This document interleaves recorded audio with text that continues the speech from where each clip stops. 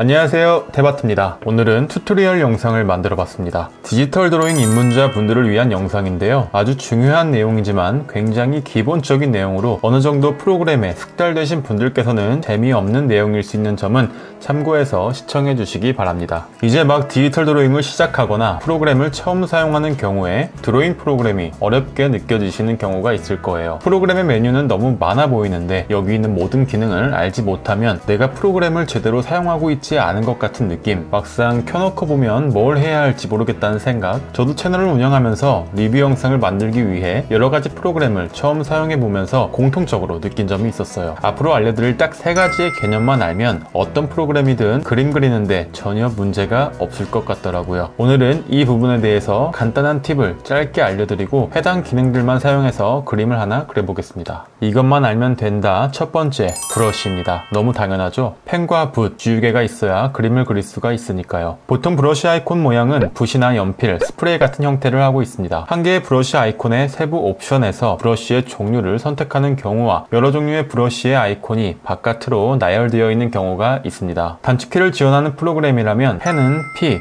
브러쉬는 B인 경우가 대부분이에요. 이렇게 펼쳐보니까 브러쉬의 종류가 너무 많아서 어떤 것을 사용해야 할지 혼란스럽습니다. 처음에는 그냥 딱 3개만 사용하세요. 스케치용 연필 브러쉬, 채색용 붓 브러쉬, 부드러운 명암과 각종 효과에 사용되는 에어 브러쉬. 이 부분은 제 채널의 브러쉬 튜토리얼 영상에 더 자세히 다뤘으니 궁금하신 분들은 참고해 주시길 바랍니다. 이 브러쉬들을 사용하기 위해서는 브러쉬의 크기를 조정하고 불투명도 설정까지 하는 것만 알면 됩니다. 두 번째는 실행 취소와 재실행입니다. 디지털 드로잉의 최대 강점이죠. 실수했을 때 되돌릴 수 있는 기능이에요. 단축키는 컨트롤 Z일 거고요. 아이콘은 보통 화살표 모양으로 뒤로 가는 왼쪽 방향이 실행 취소, 앞으로 가는 오른쪽 방향이 재실행입니다. 어디에 이 기능이 위치하고 있고 단축키가 되는지 안 되는지 정도만 확인해 두세요. 마지막으로는 레이어입니다. 디지털 드로잉을 하는 이유이자 가장 중요한 기능이죠. 레이어는 종이를 연상케 하는 아이콘이에요. 그냥 간단히 네모 모양이거나 네모가 겹겹이 쌓여있는 느낌의 아이콘인데 이렇게 레이어 창을 띄워보면 이런 화면이 보입니다. 모든 프로그램이 거의 같아요. 선택되어 있는 것이 현재 사용하고 있는 레이어고요. 플러스 버튼을 누를 때마다 위로 새로운 레이어가 추가되는 형식입니다. 일단은 레이어를 추가하고 제거하고 순서를 바꾸고 투명도를 조절하고 활성화, 비활성화할 수 있다는 정도만 아시면 됩니다. 레이어의 순서를 바꾸는 이유는 레이어가 위에 배치될수록 그림에서는 더 앞으로 노출되기 때문이에요. 이렇게 스케치 레이어가 제일 위에 있으니까 스케치가 보이는데 밑으로 내려가면 채색 범위 뒤로 감춰지는 것을 볼 수가 있습니다. 그렇다면 여기서 유추할 수 있는 것은 라인 드로잉을 할 때 원본 그림을 바닥에 깔고 위에 선을 따는 것을 생각할 수가 있겠네요. 두 개의 레이어 중에 밑에 레이어에 그림을 불러와서 적용하고 투명도를 조절해서 살짝 흐리게 만든 다음 그 위에 있는 레이어에 스케치를 합니다. 선을 다 따고 원본 그림이 있는 레이어를 비활성화하면 위에 레이어에 그려놓은 스케치만 남게 되는 거예요. 여기서 더 나아가야 하는 건 레이어의 클리핑과 투명도 잠금 기능인데요. 두 기능의 공통점은 채색이 되어 있는 범위에만 추가로 채색이 가능해지도록 영역을 제한하는 기능인데 이 기능을 많이들 어려워합니다. 채색이 되어 있는 범위가 뭐지? 여기 도화지도 흰색인데 흰색으로 채워져 있는 게 아닌가요? 라고 생각할 수가 있어요. 레이어는 기본적으로 배경이 투명입니다. 여기 바둑판 형태를 많이 보셨을 텐데 이건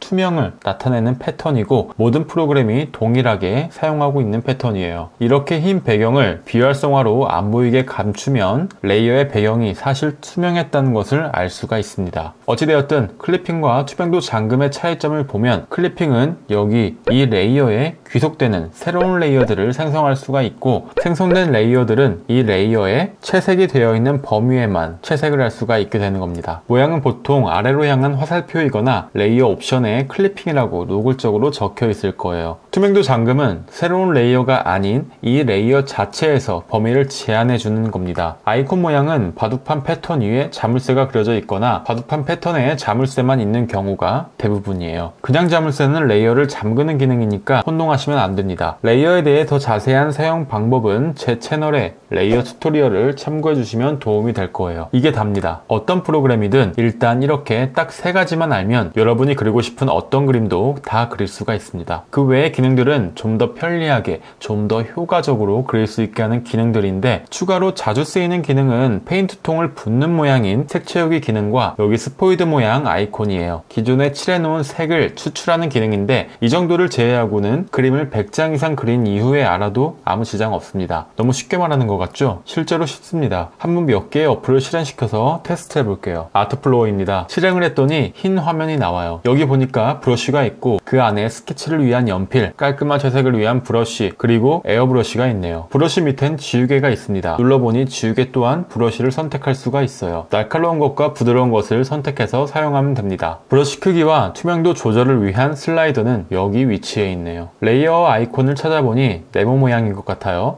눌러보니까 창이 뜨고 레이어들이 보입니다. 추가, 제거, 위치 이동, 활성, 비활성을 해봅니다. 투명도 잠금을 표시하는 자물쇠 모양은 여기에 있고, 클리핑을 의미하는 밑으로 향하는 화살표는 여기 메뉴에 있네요. 이제 그림을 그릴 준비는 끝난 거예요.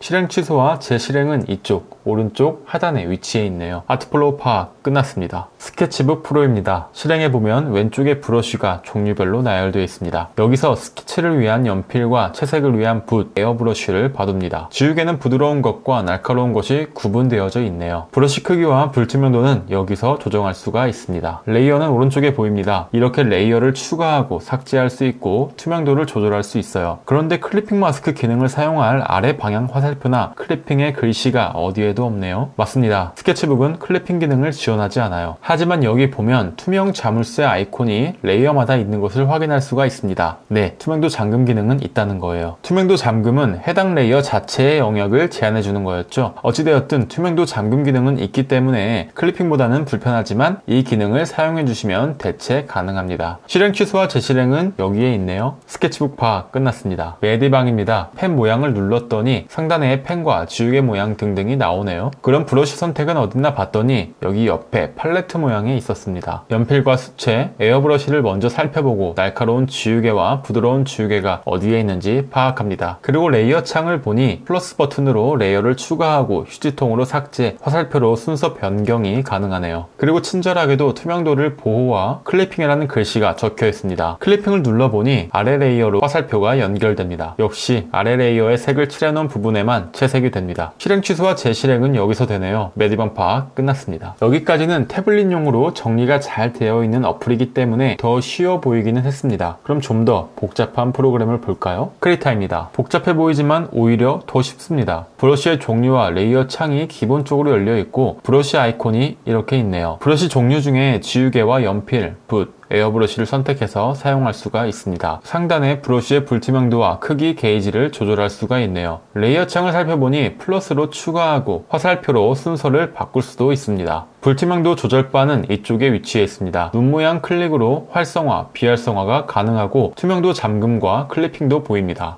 크리타는 클리핑 개념이 다른 프로그램과는 좀 달라요. 어렵지는 않으니까 궁금하신 분들은 제 영상에 크리타 튜토리얼을 참고해주세요. 상단에 실행 취소와 재실행이 보이고 스포이드 아이콘 정도도 살펴보고 나니까 크리타 파악도 끝났습니다. 클립 스튜디오입니다. 브러쉬로 연상되는 게 왼쪽에 4개 아이콘이 보이네요. 만년필 모양과 연필, 붓, 스프레이가 보입니다. 눌러보니까 브러쉬 동작은 하는데 브러쉬의 종류는 어디서 변경하는지 잘 모르겠습니다. 일단 오른쪽에 보이는 아이콘을 눌러볼게요. 여기 있네요. 그럼 스케치에 사용할 진한 연필을 사용해보고 채색에 사용할 붓 아이콘에서 진한 수채를 확인해봅니다. 에어브러쉬도 사용해보니 느낌이 좋습니다. 그럼 브러쉬의 크기 조절과 불투명도를 어디서 하는지도 찾아봅니다. 브러쉬 종류 바로 아래 설정처럼 보이는 버튼을 클릭해보니까 여기서 조절이 가능하네요. 레이어는 여기 종이가 겹쳐진 것 같은 아이콘 같습니다. 눌러보니 레이어 창이 열리고 플러스 버튼을 누르니까 새로운 레이어가 생성됩니다. 순서는 이렇게 끌어서 바꿀 수가 있네요. 클리핑은 이 버튼이네요. 눌러보니 핑크색 표시가 생성되면서 레이어가 살짝 뒤로 밀립니다. 투명도 잠금은 이쪽에 투명 패턴의 자물쇠 모양이 올라가 있네요. 불투명도는 위에 게이지에서 조절이 가능했습니다. 실행 취소와 재실행은 상단바에 위치해 있네요. 클립 스튜디오도 이 정도만 알고 일단 그림을 시작하면 될 것 같습니다. 이렇게 보고 나니까 브러쉬, 실행 취소와 재실행, 레이어만 알면 프로그램들이 비교적 간단해 보이죠? 정말 이것만 알면 그림을 그릴 수가 있는지 클립 스튜디오로 게임 아트워크를 하나 그려보겠습니다. 오늘 그려볼 그림은 레드 데드 리뎀션 2의 주인공 아서 모건 아트워크입니다. 제가 설명해드린 스케치 브러쉬, 채색 브러쉬, 레이어와 클리핑, 투명도 잠금 기능만 사용해서 그릴 겁니다. 이 게임의 엔딩을 보고 느낀 건 진짜 제 인생 게임, 인생 캐릭터의 탄생. 진짜 게임 좋아하시는 분들 중에 아직 레드데드 리뎀션 안 해보신 분들은 꼭 해보세요. 스토리가 정말...